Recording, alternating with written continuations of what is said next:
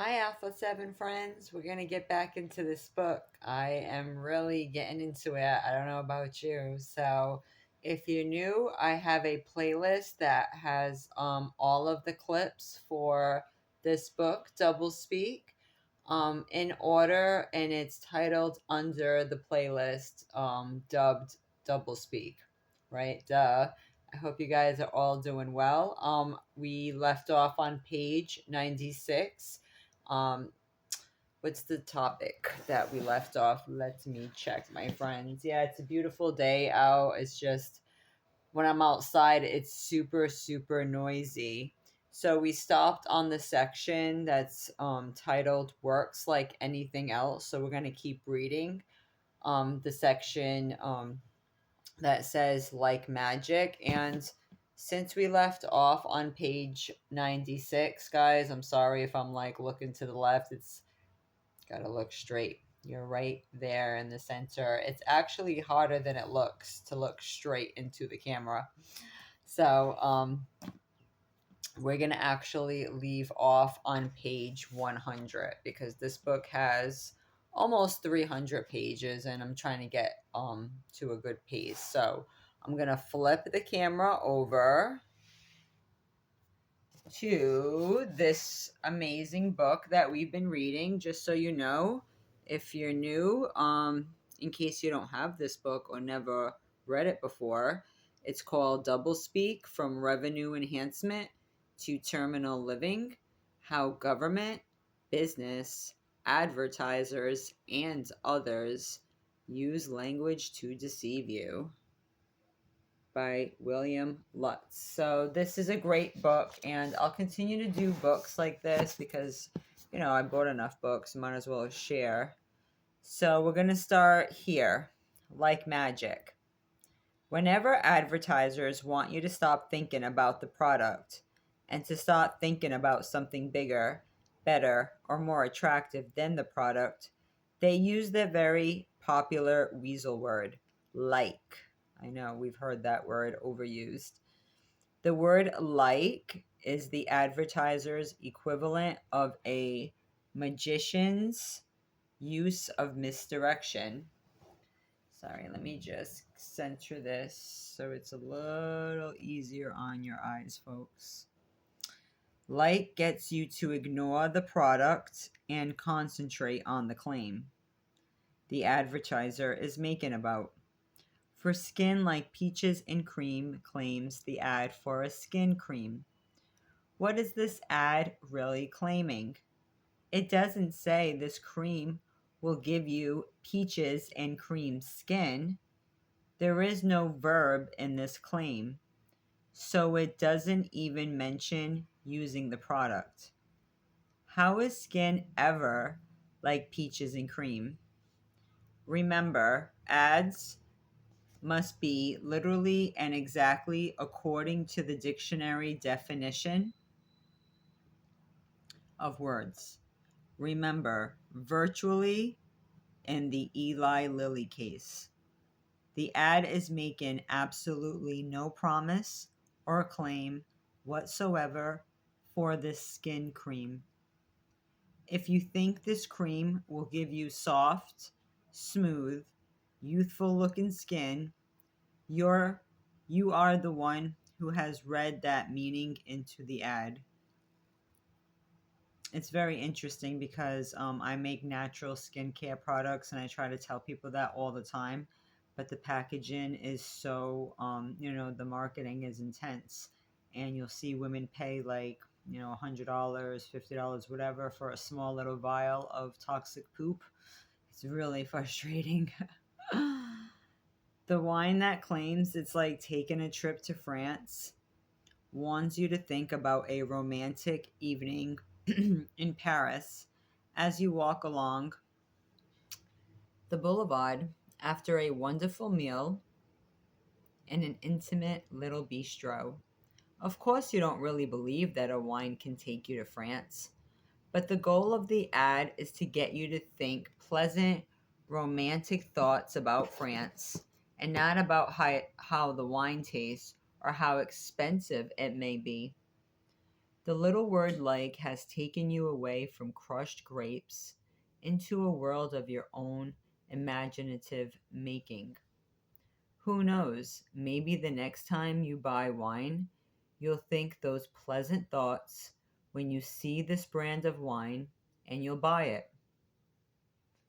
Or maybe you weren't even thinking about buying wine at all, but now you just might pick up a bottle the next time you're shopping. Ah, the power of like in advertising. Such a simple word, so powerful, right? How about the most famous like claim of all? Winston tastes good like a cigarette should. Ignoring the grammatical error here, you might want to know what this claim is saying. Whether a cigarette tastes good or bad is a subjective judgment because what tastes good to one person may well taste horrible to another. Not everyone likes fried snails, even if they are called escargot. De gustibus non este disputantem, which was probably the Roman rule for advertising as well as for defending the games in the Colosseum. There are many people who say all cigarettes taste terrible, other people who say only some cigarettes taste all right, and still others who say all cigarettes taste good. Who's right? Everyone, because taste is a matter of personal judgment. Moreover, note the use of the word of the conditional should. The complete claim is Winston tastes good like a cigarette should taste. But should cigarettes taste good? Again, this is a matter of personal judgment and probably depends most on one's experiences with smoking. So the Winston ad is simply saying that Winston cigarettes are just like any other cigarette. Some people like them and some people don't. On that statement, R.J. Reynolds conducted a very successful multi-million-dollar advertising campaign that helped keep Winston the number 2 selling cigarette in the United States, close behind number 1, Marlboro. That's page 97. Yes. Hope you guys enjoy that. Hopefully these pages don't stick. Of course, I'm trying not to take too long for you all. Okay, page 98. So you see, and this little section is called Can It Be Up to the Claim? Analyzing ads for Doublespeak requires that you pay attention to every word in the ad and determine what each word really means. Advertisers try to wrap their claims in language that sounds concrete, specific, and objective, when in fact the language of advertising is anything but. Your job is to read carefully and listen critically so that when the announcer says that Crest can be of significant value, you know immediately that this claim says absolutely nothing. Where is the doublespeak in this ad? Start with the second word. Once again, you have to look at what words really mean, not what you think they mean or what the advertiser wants you to think they mean. The ad for Crest only says that using Crest can be of significant value. What really throws you off in this ad is the brilliant use of significant. It draws your attention to the word value and makes you forget that the ad only claims that Crest can be. The ad doesn't say that Crest is of value, only that it is able or possible to be of value, because that's all that can means. It's so easy to miss the importance of those little words. Can be. Almost as easy as missing the importance of the words up to in an ad. These words are very popular in sale ads. You know, the ones that say up to 50% off. Now, what does that claim mean? Not much, because the store or manufacturer has to reduce the price of only a few items by 50%. Everything else can be reduced a lot less, or not even reduced. Moreover, don't you want to know 50% off of what? Is it 50% off the manufacturer's retail list price, which is the highest possible price? Was the price artificially inflated and then reduced? In other ads, up to expresses an ideal situation. The medicine that works up to 10 times faster, the battery that lasts up to twice as long, and the soap that gets you up to twice as clean, all are based on ideal situations for using those products. Situations in which you can be sure you will never find yourself. That's the end of page 98. This section is dubbed Unfinished Words. Unfinished words are a kind of up to claim in advertising. The claim that a battery lasts up to twice as long usually doesn't finish the comparison. Twice as long as what? A birthday candle? A tank of gas? A cheap battery made in a country not noted for its technological achievements?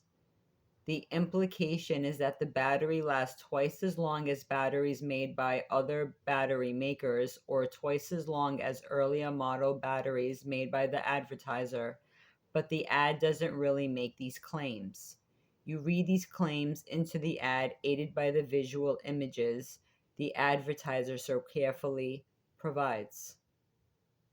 Unfinished words depend on you to finish them, to provide the words the advertiser so thoughtfully left out of the ad.